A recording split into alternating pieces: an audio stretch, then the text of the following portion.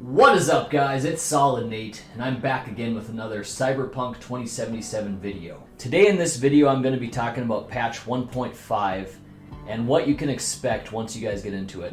Before we get into today's video, let me remind you guys to please subscribe to the channel, share the video, like the video, and without further ado, let's get into today's video.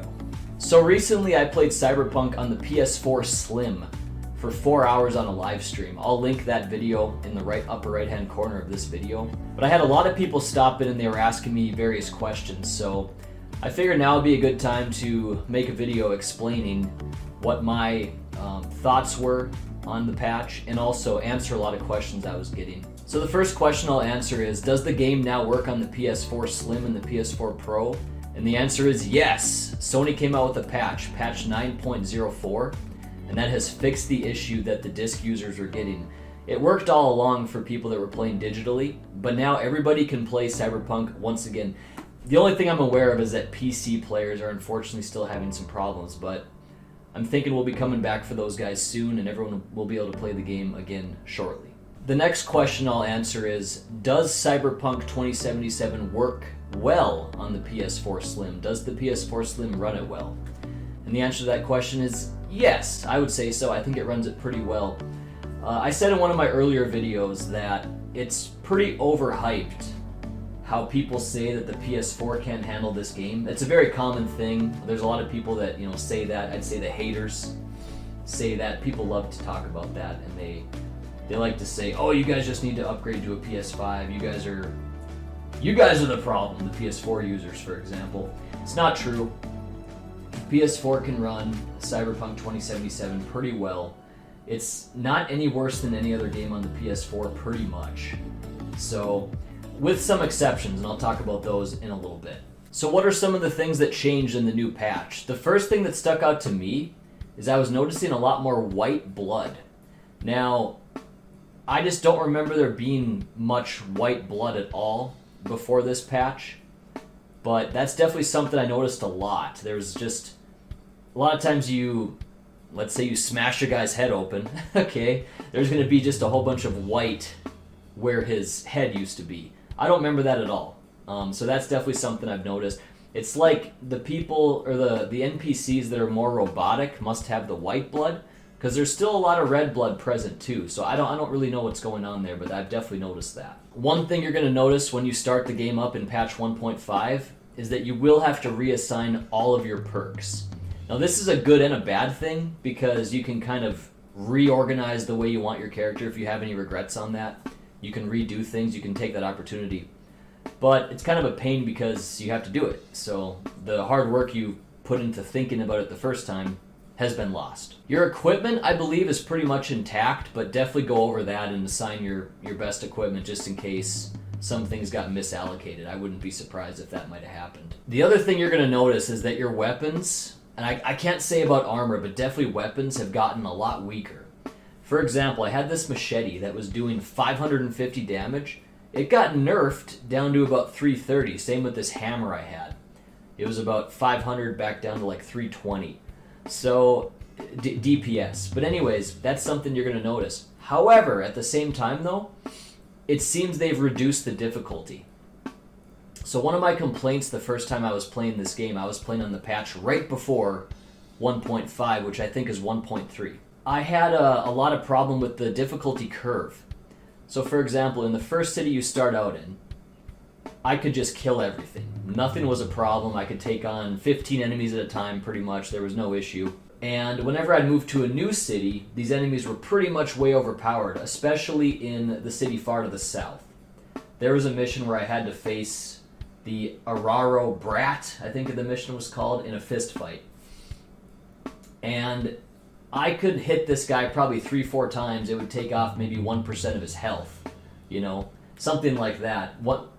It was like 1 to 3 hits would take off 1% of his health, and he could take me out like in 2 or 3 hits. And so this was like a mission that I was way underpowered for, and he was way stronger than me. And so I realized I need to level up a lot before I do this mission. However, with patch 1.5, I beat him on the first try. So it seems like I could just get these power punches in, it would stagger him, and then he'd be all flustered. I go over there and bam, bam, bam, and I'd take off maybe 5% of his health. I'd reorganize myself, get ready. He'd come charging in. I'd just boom, give him a big haymaker, knock him back, hit him again. I had a good strategy involved with that. So we beat him first try, and I got a sniper rifle, by the way, too. But anyways, so they've definitely nerfed the difficulty. So I don't know how I feel about that. That's going to be, up to your own personal preference what you think about that. But it's probably a good idea because the game had a pretty broken difficulty system where it's like you crush everything, and then the next city you can hit your guy with a machete like 200 times and he's still alive. So I think it's probably for the best that they did this. It's probably an improvement. The next thing I'll talk about is driving mechanics. So there's a lot of people that said the game got broken when you'd go really high speeds. And I didn't notice this when I was first playing the game, but when you're going really high speeds, I'm talking max speed on your bike, for example, it feels just off. Like, it's hard to explain it, but it's almost like you're going really slow and the cars around you are going slow, yet you're still going max speed. Like I said, it's hard to explain. It's just kind of like, I don't know.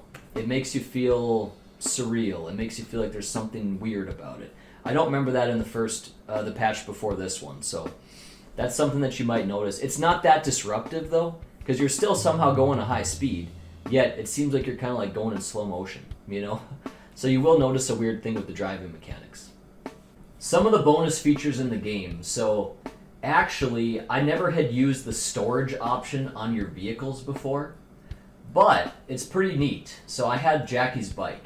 In this game, you can actually store weapons and armor in your vehicle, and it just stays in the vehicle forever, so it's pretty convenient.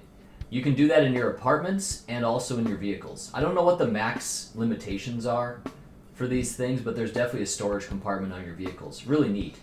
But anyways, I opened up the storage compartment for Jackie's bike, and the developer stuck in some goodies in there with this recent patch. It was actually armor greater than I was using at the time, and I'd already played for 20 hours.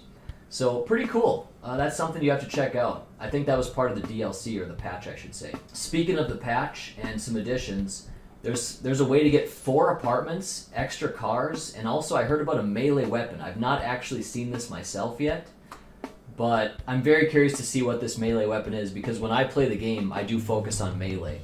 Mainly been using this big hammer so far, where my strategy is pretty much you hit them once, then you hit them again, and that's pretty much takes care of every enemy, so I've been using the hammer a lot. The DPS is not as great as some of my weapons, but it's just really cool to be able to take care of someone in 2 hits like that, so I've been using the hammer a lot. I'll probably eventually switch over to a katana when I have a lot of resources to upgrade it. That's my plan. And eventually I have to get into some actual guns, because sometimes it's important to keep some range. But yes, there will be some new missions in the game. I don't think there's a whole lot of extra missions. I think that's what a lot of people want, but I don't think they've delivered that quite yet. The good thing is this game is just so never-ending, it appears to me. It seems like you can just keep doing side missions forever and ever and ever and just level up your character as much as you want. So there's a lot of replayability with this game. Overall, the patch is really good so far, in my opinion. One thing you will notice when you play the game is it'll probably feel different to you than when you last played it, but it's hard to say because as a PS4 user, I was locked out of the game for like 3 to 4 days, so I can't say for sure that, like, for example, the melee combat's different, but from when I first turned it on, it did feel different, so it's tough to say. It could have just been the game kind of booting up at the same time as well, but let me know your guys' thoughts in the comments below on that one. It felt a little different to me when I first loaded it up and I was starting to use my melee weapons again. So anyway, guys, that's going to be part 1 of this video series. I'm going to make at least another one, possibly 3. And I'm just going to go through the patches and just some more of my thoughts about the game and specifically the patch. So with that said, guys, hope you guys enjoyed the video. Remember to subscribe, like, comment, all that stuff. And until the next time, guys, take care. I'll see you for part 2.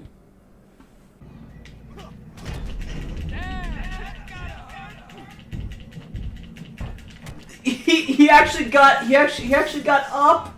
This guy got up after getting destroyed by the fucking Warhammer. Did you see that?